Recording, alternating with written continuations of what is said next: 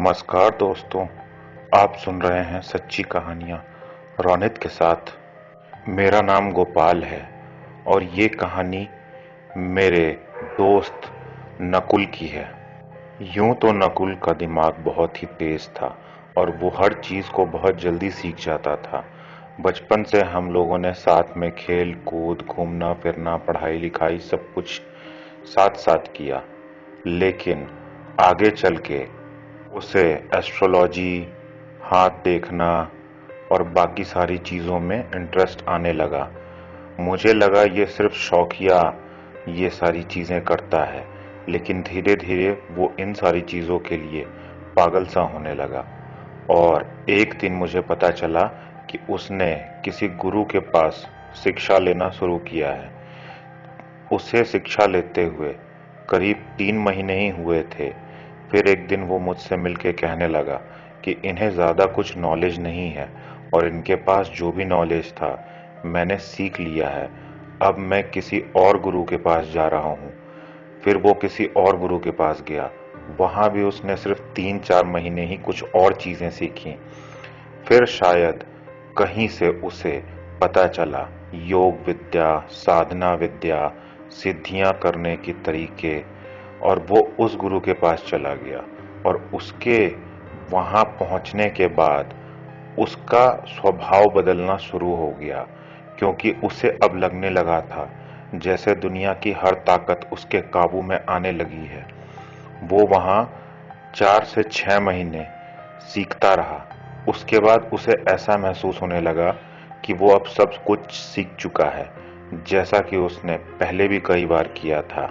लेकिन ना ही उसे और ना ही मुझे पता था कि वो कितनी बड़ी गलती कर रहा है, क्योंकि वो जो गुरु थे वो सच में बहुत पहुंचे हुए थे और उन्हें कई सारी शक्तियों को अर्जित करने में कई साल की साधना लगी थी।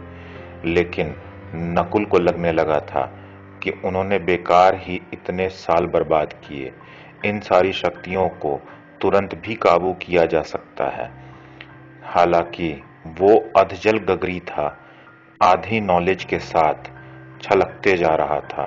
आधी नॉलेज के साथ वो खुद को बहुत बड़ा ज्ञानी समझता था। उसे लगता था कि ये आधा अधूरा ज्ञान उसे कुछ बना देगा। लेकिन दोस्तों, आपको भी ये पता है, आधा अधूरा ज्ञान बहुत खतरनाक होता है। और यहाँ भी बिल्कुल ऐसा ही हुआ। थोड़े बहुत एस्ट्रोलॉजी और पामिस्ट्री के नॉलेज के साथ उसने लोगों का भाग्य भी बताना शुरू कर दिया था, और उसके निवारण भी। झूठ मूठ का ये कहता था कि तुम्हारे कुंडली में ये दोष है, वो प्रॉब्लम है, ये तकलीफ है, और इसके निवारण के लिए मुझे ये पूजा और ये साधना करनी पड़ेगी। और ये सब कह के लोगों से पैसे भी ऐंठने लगा था। लेकिन उसकी किस्मत बहुत अच्छी थी, क्योंकि इन सारी चीज़ों के नाम पे जो वो पैसे ऐंठता था, बाकी लोगों की ज़िंदगी में इससे बदलाव आ जाया करता था, जिसके वजह से लोगों को ये लगने लगा कि हाँ, ये बहुत ज्ञानी है, इसे सच में पता है कि ये क्या कर रहा है। इसीलिए लोग धीरे धीरे उसके पास आने लगे, हाथ और कुंडलियां दिखाने लगे। लेकिन लोगों को कहाँ पता था कि ये सब सिर्फ तुक्के की बात है, क्योंकि एस्ट्रोलॉजी और पामिस्ट्री एक साइंस की तरह है। अगर इसे अच्छे से समझते हैं तो आप इसे अच्छे से लोगों की मदद कर सकते हैं। लेकिन अगर आपको ये अच्छे से समझ में नहीं आता तो आप अपने आप को भी इससे जला बैठेंगे। इसी आधे अधूरे ज्ञान के साथ वो ये सारी चीज़ें करता रहा और साइड बाय साइड एक जॉब भी करता था। लेकिन उसे फुल टाइम करियर इसी में बनाना था, क्योंकि उसे बहुत अच्छा लगता था कि लोग उसे गुरु जी की उपाधि दें, लोग उसे पूजें, लोग उसे वैल्यू दें, उसे इज्जत मिले। और नौकरी में इतनी इज्जत कहाँ मिलती है। इसीलिए वो धीरे धीरे इन्हीं सारी चीज़ों की तरफ पूरी तरीके से फोकस करने लगा। और एक टाइम पे ऐसी नौबत आ गई कि लगता था जैसे कि अब वो पागल सा होने लगा है। दिन रात उसके सिर पे एक ही चीज़ का भूत सवार रहता था। किसी गुरु से ना सीखकर वो बुक्स, ऑनलाइन और बाकी सारी चीज़ों से ये सब पढ़ के सीखने की कोशिश करने लगा, क्योंकि उसे लगता था कि गुरु बेवकूफ़ हैं, या उन्हें कुछ पता नहीं, लेकिन उसे नहीं पता था कि गुरु बहुत समय बाद मेहनत करते करते खुद में इतना ज्यादा परफेक्शन ला पाते हैं। क्योंकि जैसे एक रॉकेट साइंटिस्ट बहुत प्रैक्टिस करने के बाद एक अच्छा रॉकेट बना पाता है, जैसे एक डॉक्टर बहुत प्रैक्टिस करने के बाद एक सक्सेसफुल ऑपरेशन कर पाता है, वैसे ही इन सारी चीजों में भी होता है। जब आप बहुत ज्यादा प्रैक्टिस करेंगे, बहुत ज्यादा सीखेंगे और बहुत ज्यादा अच्छे से हर चीज का अध्ययन करेंगे, तभी आप में परफेक्शन आएगी। वरना घमंड तो अच्छों अच्छों को बर्बाद कर चुका है, तो नकुल की क्या बिसात थी। फिलहाल तो उसका सारा काम ठीक ठाक ही चल रहा था, लेकिन धीरे धीरे उसे महसूस होने लगा कि अगर मैं सबका भविष्य देख पाऊं तो कितना अच्छा होगा। क्योंकि इससे वो किसी के भी भविष्य में होने वाली घटनाओं को बताकर लोगों से अच्छे पैसे ऐंठ सकता था। साथ में किसी अमीर इंसान का फैमिली गुरु बन के, फैमिली पंडित बन के, या इसी तरीके का कोई चीज बहुत सारा पैसा बना सकता था। क्योंकि उसने कई सारे लोगों को देखा था जिससे कि उसके दिमाग में ये सारी बातें चलने लगी।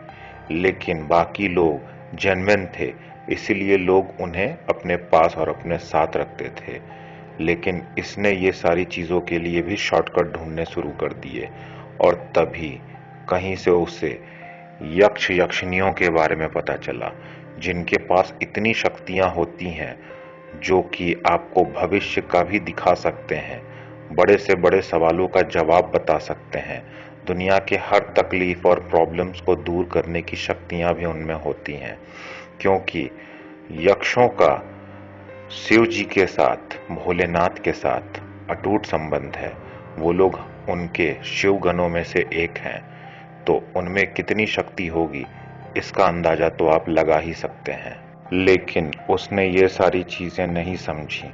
उसे लगा कि जैसा कि मैंने बहुत सारे गुरुओं से थोड़ा बहुत सीख रखा है, तो मैं आसानी से इन सारी चीजों को काबू कर लूंगा। जबकि इन सारी शक्तियों को, दिव्य शक्तियों को, दैवीय शक्तियों को प्रसन्न करना पड़ता है, ना कि इन्हें काबू किया जा सकता है।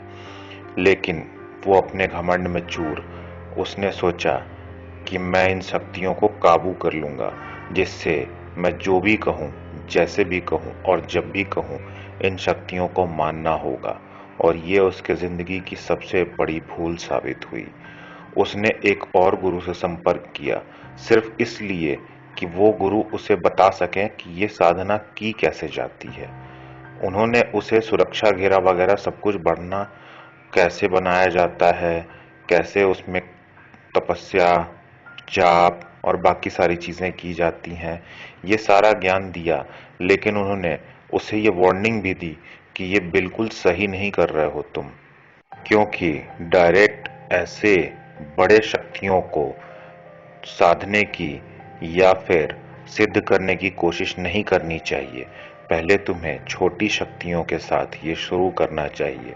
सिद्धि का एक रूल होता है कि पहले कम ताकतवर शक्तियों के साथ ये सिद्धि स्टार्ट की जाती है, जो कि आपको कभी भी नुकसान ना पहुंचाए। लेकिन उसने डायरेक्ट यक्ष यक्षिणियों को सिद्ध करने की कोशिश करनी शुरू कर दी थी।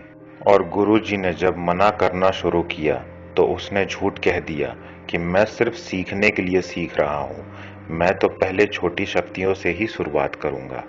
फिर धीरे धीरे गुरुजी को भी उसके बातों पे विश्वास हो गया, क्योंकि गुरुजी छल कपट नहीं जानते थे। जब गुरुजी को ये विश्वास पूरी तरीके से हो गया कि हाँ, ये डायरेक्ट इतनी बड़ी शक्तियों के साथ नहीं खेलेगा, तो उन्होंने उसे सारे तरीके सिखा दिए। लेकिन जब सारे तरीके नकुल सीख गया तो वो वहां से अचानक से गायब हो गया। उसने गुरुजी से संपर्क तोड़ दिया, वहां जाना बंद कर दिया। लेकिन मैं गुरुजी के संपर्क में था। गुरुजी ने मुझे सब कुछ समझाया, बताया और कहा कि किसी भी तरीके से नकुल को रोक देना। अगर वो ये सब करना चाहता है तो वो याद रखे कि सिर्फ वही नहीं, उसके परिवार वाले भी इससे तबाह हो सकते हैं। क्योंकि इन सारी शक्तियों को किसी का गुलाम या बाध्य होने की आदत नहीं, ये लोग खुद में दिव्य शक्ति हैं, दैवीय शक्ति हैं। इन लोगों के पास इतनी शक्ति होती है कि ये चाहे तो बड़ी बड़ी शक्तियों को अपना गुलाम बना सके। और वो आग से खेल रहा है, और आज तक आग से जिसने भी खेला उसके हाथ तो जरूर जलते हैं।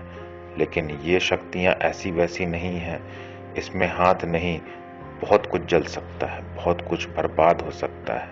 मैंने गुरुजी को कहा, मैं अपने तरफ से पूरी कोशिश करूंगा, लेकिन नकुल किसी की बात मानता नहीं।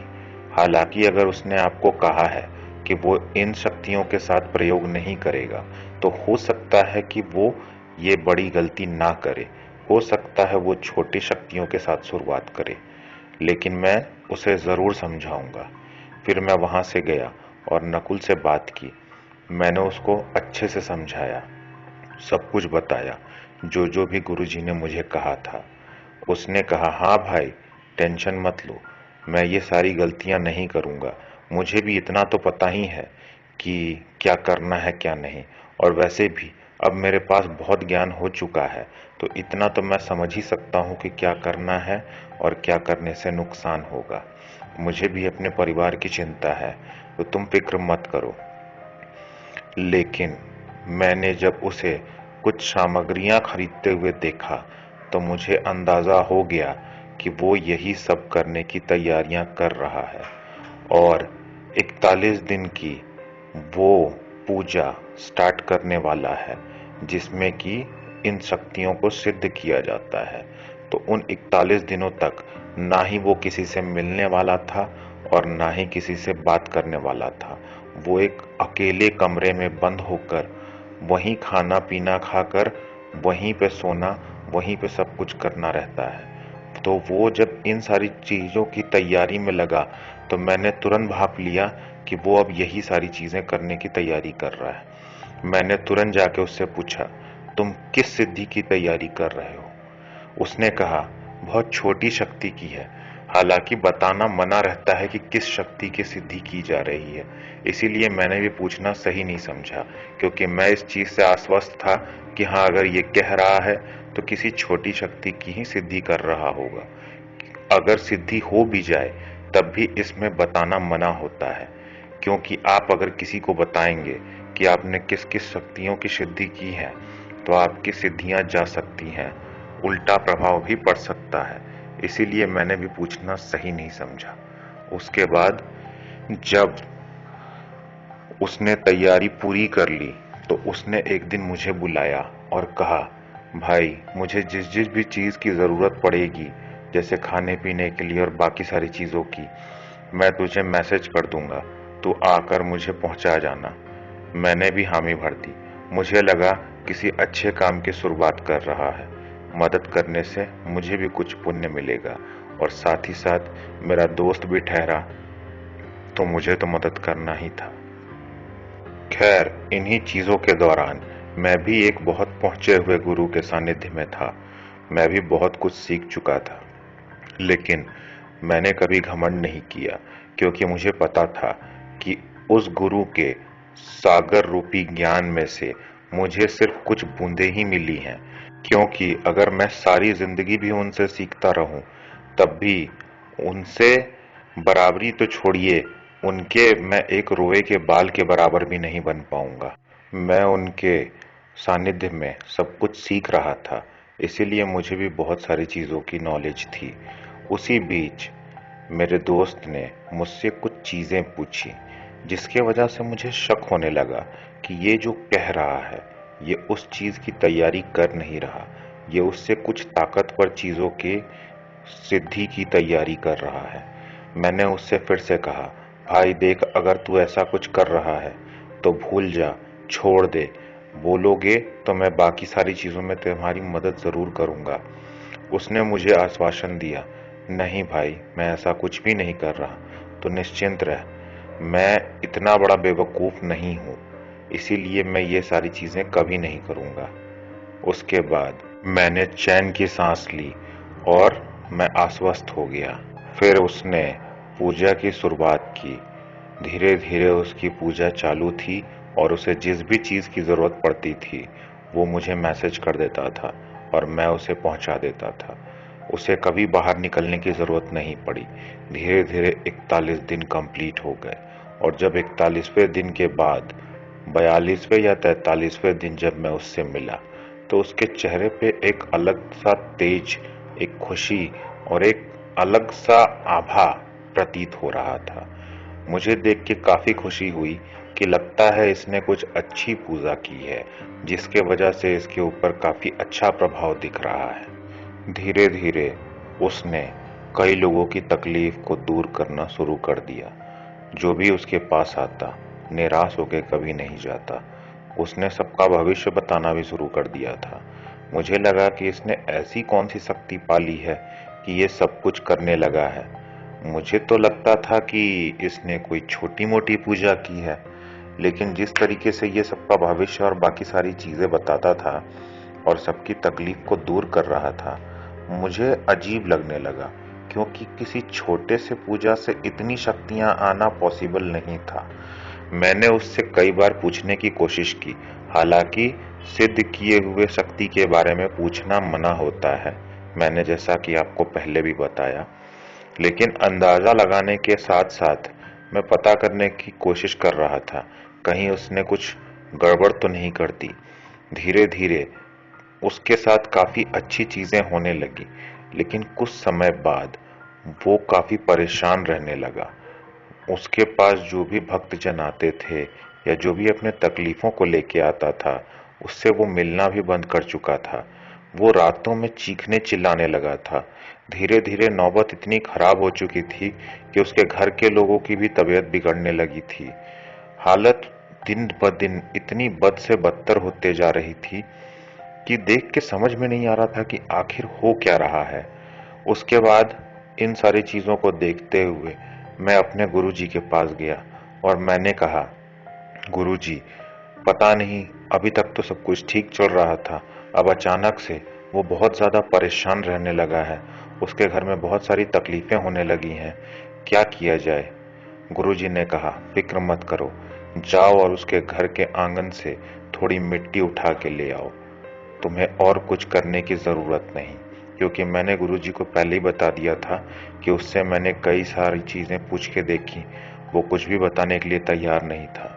इसीलिए गुरुजी ने ये निवारण निकाला। मैं तुरंत गया, बातचीत करके उसके आंगन से मिट्टी ले आया। गुरुजी ने मिट्टी को देखा, कुछ मंत्र पढ़े और उसके बाद बताना शुरू किया, तुम्हारे दोस्त ने अपने जिंदगी की सबसे बड़ी गलती की है, जिसे शायद मैं भी ना सुधार सकूं। उसने ऐसी शक्तियों को सिद्ध करने की और काबू करने की कोशिश की है, जिसके लिए शायद तुम और मैं पहले भी बोल चुके थे कि ये गलती गलती से भी मत करना, लेकिन अब तो उसने बहुत बड़ी गलती कर दी थी। अब क्या किया जा सकता था? मैंने पूछा, गुरुजी, उसने किस शक्ति के साथ ऐसा किया है? गुरुजी ने काफी देर गंभीरता से सोचने के बाद कहा, उसने यक्ष और यक्षिनियों को अपने अधीन करने की कोशिश की है, जो कि देवता तुल्य हैं, जिनके पास बहुत शक्तियां हैं, जो कि बहुत शक्तिशाली दिव्य शक्तियां हैं। उसने बहुत गलत पंगा ले लिया है, उसने बहुत गलत जगह हाथ डाल दिया है। हालांकि वो मेरा दोस्त था, इसीलिए मैं भी मजबूर था। मैंने बोला, गुरुजी, कुछ भी करके मेरे दोस्त को बचा लीजिए। गुरुजी ने कहा, मैंने कई सालों तक तपस्या की है, बहुत सारे दिव्य शक्तियों से अनुरोध करके उनका सानिध्य पाया है। ये तो जबरदस्ती कर रहा था, इस वजह से इसके साथ ये सारी चीजें हुई हैं। और इन शक्तियों से लड़ा नहीं जा सकता, इन शक्तियों से लड़ना व्यर्थ है, क्योंकि बाकी बुरी शक्तियों से लड़ने के लिए हम लोग इनकी मदद लेते हैं, तो इनसे लड़के कौन जीत सकता है? ये लोग भगवान के डायरेक्ट दूत होते हैं। भगवान अपने कार्यों को कराने के लिए योगनियों और यक्षों की मदद लेते हैं। तो अगर कोई भगवान का कार्य कर रहा हो और वो उनके सारे कार्यों को संपन्न करता हो, तो उससे कौन पंगा ले सकता है? हालांकि उन्होंने इन शब्दों का प्रयोग नहीं किया था, लेकिन मुझे एग्जैक्ट शब्द याद ना होने के कारण मैं इन शब्दों का प्रयोग कर रहा हूं, तो मुझे माफ कर दीजिएगा। उन्होंने बताया कि तुमने कुबेर देवता के बारे में सुना होगा, जो कि लक्ष्मी जी के सारे धन के भंडार को कहाँ डिस्ट्रीब्यूट करना है, कैसे डिस्ट्रीब्यूट करना है, इसका ख्याल रखते हैं। कुबेर देवता भी यक्ष राज कहलाते हैं, वो यक्षों के राजा हैं। तो सोचो, तुम खुद ही अंदाजा लगा लो कि यक्ष और यक्षिनियों में कितनी शक्ति होती है। महाभारत काल में जब युधिष्ठिर के सारे भाइयों को मूर्छा अवस्था प्राप्त हुई थी, क्योंकि उन लोगों ने एक यक्ष के तालाब से पानी पीने की कोशिश की थी, तो सिर्फ जब युधिष्ठिर ने सही जवाब दिए तभी वो लोग वापस जिंदा हुए। तो तुम खुद बताओ कि जब उनसे द्वापर युग में भी लोग नहीं लड़ सकते थे, त्रेता युग में लोग नहीं लड़ सकते थे, तो आज के समय में कौन इतना शक्तिशाली है जो इन लोगों से लड़ सके। ये लोग दिव्य शक्तियां हैं। अगर इनका हक किसी चीज पे होता है तो वहां उस चीज के आसपास भी नहीं भटका जाता। और अगर तुम्हें उस जगह से कुछ लेना है तो उनसे अनुरोध करना पड़ता है, और तुम्हारे दोस्त ने इतनी बड़ी गलती की है। तब भी मैं कोशिश करूंगा कि मेरे अनुरोध करने से उसे वो लोग माफ कर दें। चलो, मुझे अभी तुरंत उसके पास लेके चलो। मैंने भी तुरंत गुरुजी को बोला, चलिए गुरुजी, क्योंकि मैं भी अपने दोस्त को बचाना चाहता था। जब मैं अपने दोस्त के पास गुरुजी को लेके पहुंचा, तो हालांकि वो बहुत दिनों से बहुत मना कर रहा था, नहीं बताना है, नहीं बताना है, लेकिन गुरुजी को देखते के साथ उसके आंख से आंसू गिरने लगे। वो रोते रोते गुरुजी के चरणों में गिर गया और उसने कहा, गुरुजी, मैं बहुत परेशान हूँ। ये शक्तियाँ मुझे जीने नहीं देती। मेरी हालत खराब है। मुझे शरीर में हर जगह दर्द होता है। मुझे बहुत तकलीफ होती है। मुझे रात में अजीब अजीब सी आवाज़ें सुनाई देती हैं। मुझे बहुत परेशानी हो रही है। लगता है जैसे कोई मेरे दिमाग में घुस के बैठा है। मेरे परिवार को भी बहुत तकलीफ हो रही है। मैंने बहुत माफ़ी मांगी। मैंने बहुत कुछ कोशिश की, बहुत कुछ ट्राई किया। मेरा सारा घमंड टूट चुका है। मुझे लगता था जैसे मुझे बहुत कुछ पता है, लेकिन अब मुझे पता चल रहा है कि मैं इस ब्रह्मांड के एक कण के बारे में भी कुछ भी नहीं जानता। कृपया करके मुझे बचा लीजिए। मुझसे अब ये तकलीफ झेली नहीं जाती। या तो आप मुझे बचा लीजिए या तो मैं अपनी जान दे दूंगा। गुरुजी ने कहा, मैं किसी चीज की गारंटी तो नहीं लेता, लेकिन हाँ, मैं अपने तरफ से कोशिश जरूर करूंगा। फिर गुरुजी ने वहां पे हवन पूजा शुरू की। थोड़ी देर बाद उन्होंने बताया कि बेटा, इसके साथ तो दो दो चीजें हुई हैं। पहली कि इसने इन बड़ी शक्तियों को गुस्सा दिला दिया, और दूसरी ये कि ये उन शक्तियों को सिद्ध नहीं कर पाया। इसके पूजा और पाठ से और जाप से बुरी शक्तियां इसके आसपास आ गई हैं, और इसने सोचा कि वो बुरी शक्तियां ही वो बड़ी शक्तियां हैं। शुरू में इसे कोई भी प्रॉब्लम्स दूर करने की जो शक्तियां मिल रही थी, ये उन्हीं नेगेटिव शक्तियों की वजह से ये सारी चीजें कर पा रहा था, क्योंकि वो लोग शुरू में खुद को जाहिर नहीं करना चाहते थे, इसीलिए इसकी मदद कर रहे थे।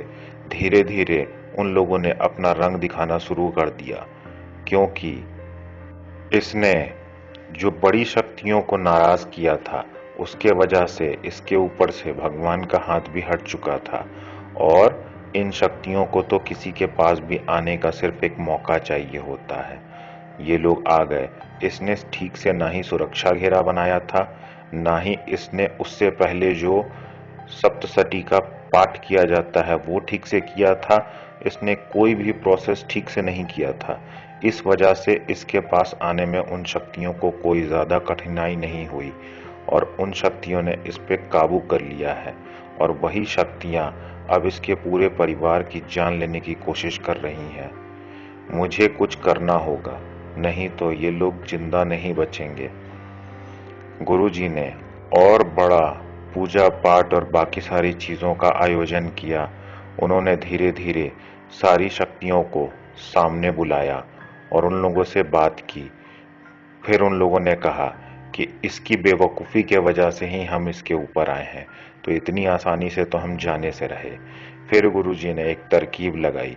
जिस शक्तियों को इसने नाराज किया था, उन्हीं शक्तियों से माफी मांगी, और उसे भी कहा कि अपने आप को पूरी तरीके से उन शक्तियों को सौंप दो। कहो कि अगर तुम्हारी जान भी जाए तो वही दिव्य शक्तियां तुम्हें लेकर जाएं। इस तरीके से पूरे विधि विधान के साथ पूजा पाठ करके गुरुजी ने जो शक्तियां उन्होंने अपने तरीके से भी अर्जित की थी, उन सारी शक्तियों का इस्तेमाल करके उन शक्तियों को खुश कर दिया। फिर उन शक्तियों के आगे ये नकारात्मक शक्तियां कहाँ टिकने वाली थीं। धीरे धीरे सारी नकारात्मक शक्तियां वहां से गायब हो गई और उन शक्तियों का आशीर्वाद हो गया। लेकिन इसने प्रण लिया कि जब तक ये पूरी तरीके से सब कुछ सीख ना जाए तब तक ये सारी चीजों में ये हाथ नहीं डालेगा और उन शक्तियों को दिव्य शक्तियों के जैसा पूजा करेगा।